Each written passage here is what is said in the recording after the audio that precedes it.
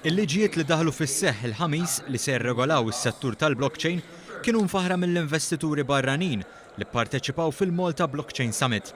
Fit-tieni u l-aħħar jum tas-summit, One News tkellem ma' diversi eżebituri dwar ir-regolamentazzjoni li daħlet Malta f'dan il-qasam. I applaud the innovation and I'm glad that they've done it and I see a big future for Malta in this space. And I think a lot of companies are going to start migrating slowly as they get comfortable with the blockchain. We spoke to various regulators, but we kept on coming back to Malta because they wanted, as a country, they wanted it.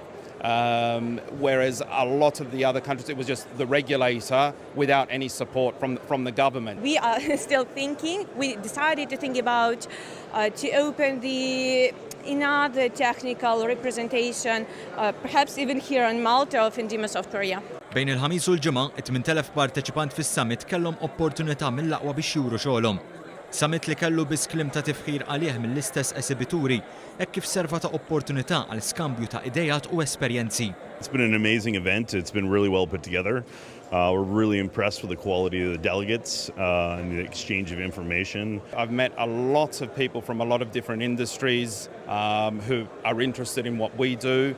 I'm also interested in what they do, so there's a chance to form a lot of partnerships. So I never supposed that on such a not big island would be such a huge event. Yeah.